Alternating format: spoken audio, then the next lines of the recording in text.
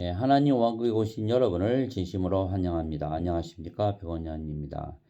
오늘 제가 마태복음 1장을 생각해 보면서 이렇게 마태복음 1장에는 예수님의 족보에 대해서 이렇게 자세히 써놨을까? 이런 생각을 제가 하게 됩니다. 왜냐하면 예수님께서 이 예수님의 족보를 쭉 써놨다는 것은 성경은 생명을 주는 종교, 태어나게 하는 종교다라는 거죠. 그래서 쭉 보면은 아브라함서부터 예수 그리스도의 나심까지 쭉 적혀 있는 책이죠. 그러나 여기서 주목해야 될 것은 하나님은 마태복음 22장 32절에 보면 하나님은 죽은 자의 하나님이 아니요 산 자의 하나님이시다 이렇게 얘기했죠. 나는 아브라함의 하나님이요 이삭의 하나님이요 야곱의 하나님이니라 하셨으니 하나님은 죽은 자의 하나님이 아니시요 산 자의 하나님이시라. 즉 아브라함과 이삭과 야곱은 산 자이지만 다른 사람들은 다 죽은 자라는 얘기죠. 그게 무슨 뜻이냐? 산 자라는 것은 생명이 있는 자요. 죽은 자라는 건 생명이 없다는 걸 얘기하는 거죠. 그래서 아브라함과 이삭과 야곱은 하나님의 생명이 있는 자요. 또 다른 사람들은 다 태어났지만 하나님의 생명이 없는 자라 이렇게 말씀하신 것입니다. 그래서 그것이 어디 나오냐면 요한복음 6장에 보면 그런 얘기를 하셨습니다. 요한복음 6장 53절에 보면 이에 예수님께서 그들에게 이르시되 진실로 진실로 내가 너에게 이르노니 너희가 사람의 아들의 살을 먹지 아니하고 그의 피를 마시지 아니하면 너희 속에 생명이 없느니라. 누구든지 내 살을 먹고 내 피를 마시는 자에게는 영원한 생명이 있나니 마지막 날에 내가 그를 일으키리라. 즉 예수님의 살을 먹고 예수님의 피를 마셔야만 생명이 있다. 즉 예수님의 살과 피를 취하지 아니하는 자는 생명이 없다라고 얘기하면서 그 생명은 영원한 생명이라고 말씀하시는 것이죠. 그래서 영원한 생명이라고 말씀하시는 것은 영원히 살고 죽지 않은 생명, 즉 인간은 육체로 태어났는데 육체는 반드시 죽기 때문에 영원한 생명이 아니죠. 즉 생명에는 두 가지가 있다. 즉 영과 육체다. 그래서 인간은 반드시 죽기 때문에 인간의 생명은 육체이고 신은 영원히 죽지 아니하기 때문에 신의 생명은 영이라는 거죠. 그래서 하나님께서 성경에서 말씀하실 때 생명을 이야기하실 때에는 영을 말씀하시고 하나님의 영은 거룩한 영이기 때문에 성령님을 말씀하시는 것이죠. 그래서 요한복음 20장 31절에 30절 31절에 요한이 이 요한복음을 쓰면서 진실로 진실로 예수님께서 자기 제자들 앞에서 이 책에 기록되지 않은 다른 표적들도 많이 행하셨으나 이것들을 기록함은 예수님께서 하나님의 아들 그리스도이심을 너희가 믿게 하려 하며 또 믿고 그분의 이름을 통해 생명을 얻게 하려 함이라. 이 생명은 영원한 생명, 하나님의 생명, 성령님 말씀하시는 것이죠. 그것을 더 구체적으로 나타내는 것이 로마서 8장 10절에 이렇게 되어 있죠. 또 그리스도께서 너희 안에 계시면 몸은 죄로 인해 죽었으나 성령님은 의로 인해 생명이 되시니라. 성령님께서 생명이 되시는 거죠. 그러나 이 세상의 어느 인간도 성령님을 생명으로 가지고 태어나는 인간은 없습니다. 즉 모든 인간은 하나님께서 보시기에 생명이 없는 죽은 자들이라는 것이죠. 그래서 아브라함과 이삭과 야곱은 산자이고 그 산자의 하나님이시라는 것이 바로 이 성경에서 얘기하는 것입니다. 그래서 지금 그 예수님의 족보 쭉 보면은 쭉 나오죠. 이제 17절에 아브라함부터 다윗까지 14세대요. 다윗부터 바빌론까지 14세대요. 바빌론으로부터 그리스도까지 14세대라고 했는데 다 쉬어보면 아브라함부터 다윗까지 14세대가 맞고 다윗부터 바빌론까지 14세대가 맞습니다. 그러나 바빌론부터 그리스도까지는 아무리 쉬어봐도 13세대거든요. 하나가 부족한 것이죠. 왜 그랬을까요? 실수한 걸까요?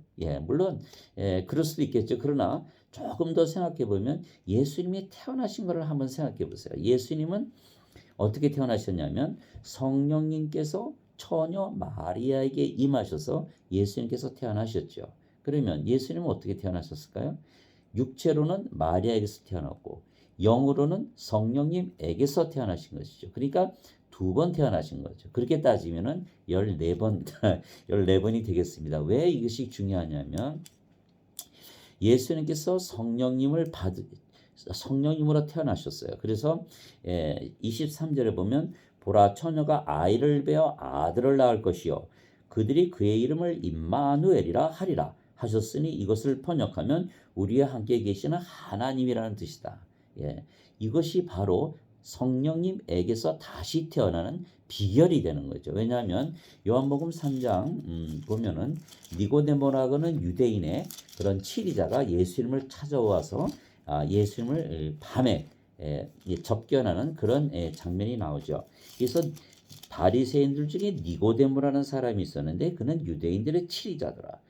그가 밤에 예수님께 나와 당신은 하나님으로부터 오신 선생인 줄 아나이다.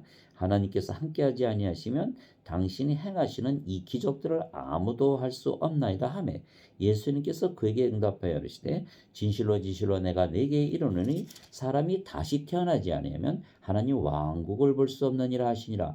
다시 태어나야 된다는 두 번 태어나야 된다는 거죠. 그러나 니고데모는 인간으로 세상의 육체만 가지고 태어났기 때문에 그 다음에 하는 니고데모의 이야기를 들어보세요.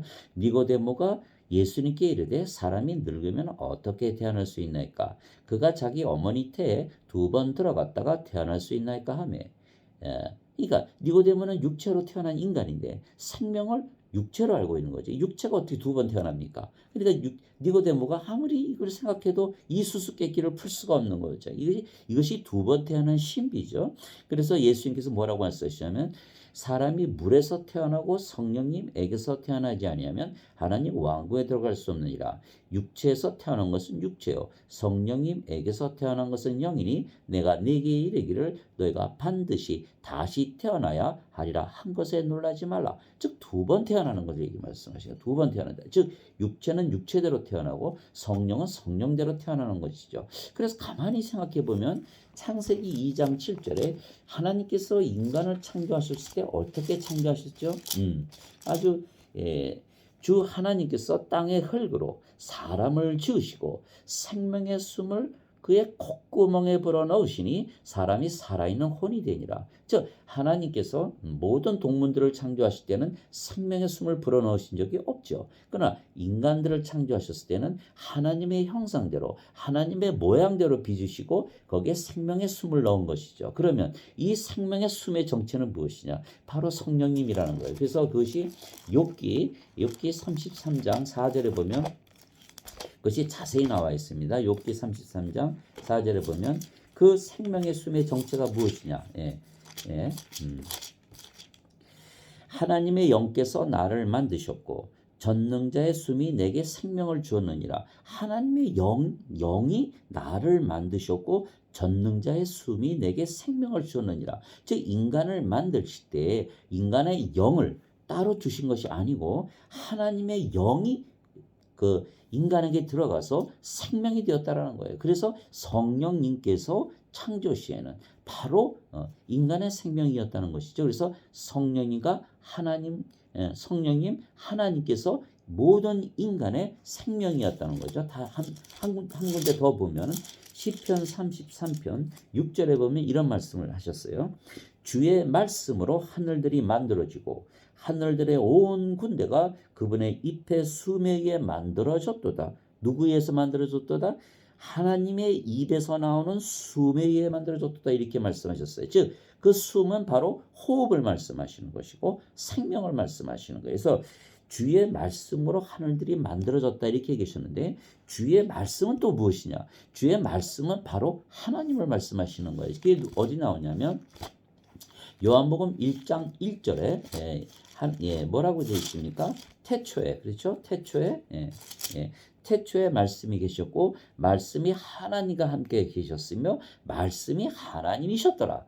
말씀이 하나님이셨다는 거예요. 근데 그 말씀 안에 무엇이 있었냐면 생명이 있었다는 거예요. 그분 안에 생명이 있었으며 그 생명은 사람들의 빛이더라. 이게 요한복음 1장 4절입니다. 그래서 말씀이 하나님이시고 하나님 안에 있는 생명을 말씀하시는 거예요. 그것이 바로 성령님을 말씀하시는 것이어서 말씀으로 군대가 만들어졌다는 것은 하나님, 성령님으로 군대가 만들어졌다는 것과 똑같은 말이 되는 겁니다. 그래서 또 한 구절 보면 요한일서 5장 7절에 보면 이런 얘기가 나옵니다. 하늘에 증언하는 분이 세 분이 계시니 곧 아버지와 말씀과 성령님이시라. 또 이 세 분은 하나이시니라.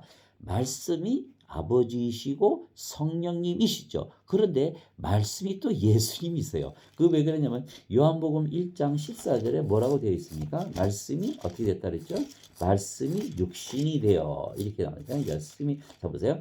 말씀이 육신이 되어 우리 가운데에 거하심에 우리가 그분의 영광을 보니 아버지의 독생하신 분의 영광이요 은혜와 진리가 충만하더라. 그냥 말씀이 예수님이 되신 것이고 말씀이 성령님이시고 말씀이 하나님이세요. 그러니까 말씀이 성령님이신데 그 말씀 안에 생명인데 그 생명은 무슨 생명이냐? 영원한 생명이라는 것이에요. 그래서 요한복음 12장 49절에 그 말씀이 나와 있는 거예요. 뭐라고 하셨냐 봅시다.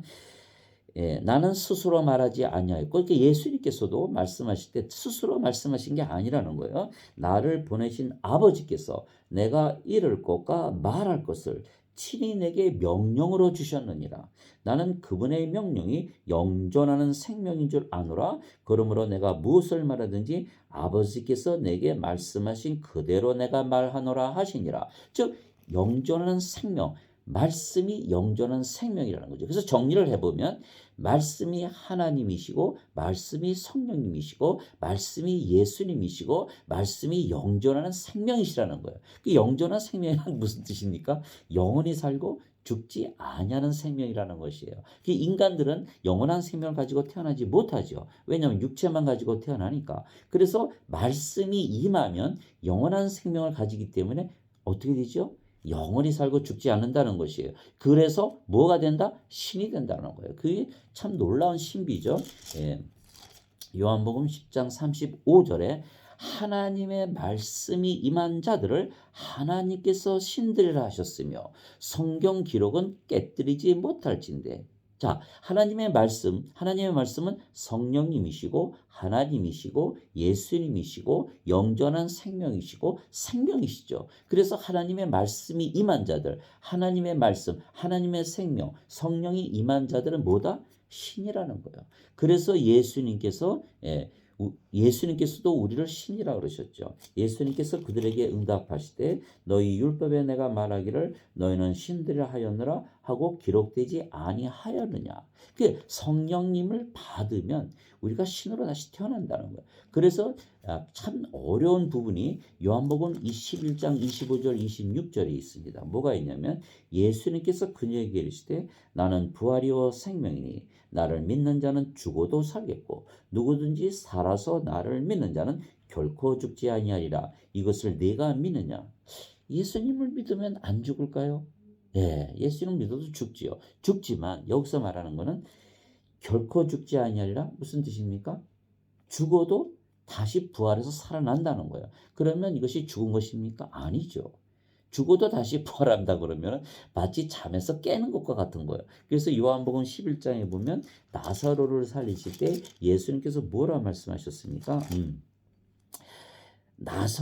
우리 친구 나사로가 잠자는도다 내가 그를 잠에서 깨우러 가노라 이렇게 얘기하셨어요. 그러니까 신들이 볼 때에는 육체를 생명으로 보지 아니하기 때문에 육체가 죽었다 다시 살아나는 것을 잠을 잤다 다시 깨어나는 것이라 이렇게 얘기를 하는 거예요. 그래서 이제 우리가 알 수 있는 것은 아브라함과 이삭과 야곱은 무엇을 가졌다? 성령님을 가지고 태어났다. 성령님을 주셨다라는 거예요. 성령님으로 태어났다는 거예요. 그래서 우리가 성령님을 받으면 가만히 생각해 보세요. 성령님께서 육체에 들어오면 육체와 섞일까요? 그렇지 않죠. 성령님은 하나님의 영이시고 육체는 육이니까 예를 들어서 남자와 여자가 결혼해서 아이를 낳으면 육체와 육체가 섞이니까 육체로 태어나죠. 그건 우리가 잘 아는 거예요. 그러나 성령님께서 육체에 임하시면 이 영과 육이니까 섞일 수가 없잖아요. 성령님으로 그대로 태어나시는 거예요. 그래서 성령님께서 예수님을 낳으실 때 처녀 마리아에게 임하셨기 때문에 성령님으로 그냥 태어나신 거예요.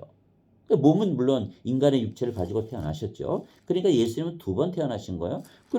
그래서 예수님이 태어나신 것은 모든 인간이 다시 태어나는 것에 대한 롤 모델이다. 그렇게 보시면 되는 거예요. 그래서 마태복음 1장에 보면 뭐라고 나왔습니까? 성령께서 처녀에게 임하시니 보라 처녀가 아이를 벼 아들을 낳을 것이요 그의 이름을 임마누엘이라 하리라. 즉 우리와 함께 계시는 하나님이라는 뜻이다 이런 얘기죠. 그러면 가만히 생각해 보세요. 성령님께서 인간에게 임하셔서 성령님으로 우리가 다시 태어난다? 그럼 우리도 하나님이 되는 거 아닙니까? 왜냐하면 성령님이 하나님이시니까. 그렇죠? 그래서 성령으로 다시 태어난다는 것은 바로 우리가 하나님과 하나가 된다는 뜻이에요. 그래서 이 고린도전서 6장 17절에 그런 이야기를 하고 있습니다. 무슨 얘기를 하고 있냐면 우리가 하나님과 한 영이라는 거예요. 그래서 자 여기서 중요한 거는 성령께서 인간에게 임하시면 그 영이 인간의 영으로 바뀌는 것이 아니에요. 그대로 성령님의 영이 된다는 거예요. 성령님의 영을 우리가 가진다는 것이죠. 그래서 뭐냐면 고린도전서 6장 17절에 그러나 주와 결합하는 자는 한 영이니라. 한 영이니까 성령께서 우리의 영이 되신다는 거예요. 그래 인간의 영으로 바뀌는 것이 아니다. 왜? 영이 인간의 육체와 섞이는 것이 아니기 때문에 그렇은 거죠. 그래서 그 로마서 아까도 읽어드린 로마서 8장 9절 10절에 보면 그런 얘기를 하고 있죠. 너희 안에 하나님의 영께서 거하시면 너희가 육신 안에 있지 아니하고 성령님 안에 있나니 누구든지 그리스도의 영이 없으면 그는 그리스도의 것이 아니니라. 이렇게 얘기했어요. 그리스도의 영이 있어야만 그리스도의 것이에요. 사람들은 그렇게 얘기해요. 인간들이 태어날 때 영을 가지고 태어난다. 인간이 영을 가지고 태어난다 이렇게 얘기하죠. 그건 아주 잘못된 이야기죠. 왜? 인간이 영을 가지고 있으면 영이 생명이기 때문에 신들은 영을 생명으로 여기죠. 인간은 물론 육체를 생명으로 여기겠지만 그러니까 인간이 영을 가지고 있다면 영이 생명이 되기 때문에 신이라 믿고 절대로 육체가 죽었다고 말하면 안 되는 것이죠. 그러나 인간은 육체가 생명이니까 육체가 죽으면 죽었다고 말하는 것이에요. 그러나 여기서 보면 성령님은 의로 인해 생명이 되시니라. 즉 성령님께서 생명이 되신다. 성령께서 우리의 생명이 되는 것이죠. 그래서 고린도전서 6장 19절 20절에 보면 그런 얘기를 하고 있습니다. 즉 무슨 얘기냐면 도대체 무슨 말이냐? 너희 몸이 너희가 하나님에게서 받은 바 너희 안에 계신 성령님의 전인 줄을 너희가 알지 못하느냐? 너희는 너희 자신의 것이 아니니 주께서 값을 치르고 너희를 사셨느니라. 그렇죠? 하나님의 것인 너희 몸과 너희의 영으로 하나님께 영광을 돌리라. 이게 무슨 얘기입니까?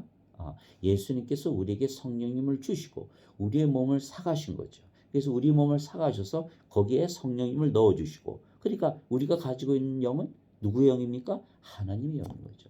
그럼 하나님의 영이 들어왔으니까 그냥 성령의 전이 됐죠. 그럼 우리의 몸은 어떻게 되는 거죠? 이제는 우리의 것이 아니라 성령님의 것이 되는 것이죠. 그래서 성령님의 몸과 성령님의 영을 가지게 되는 거예요. 그래서 너희 몸과 너의 영인데 하나님의 것이라는 것이죠.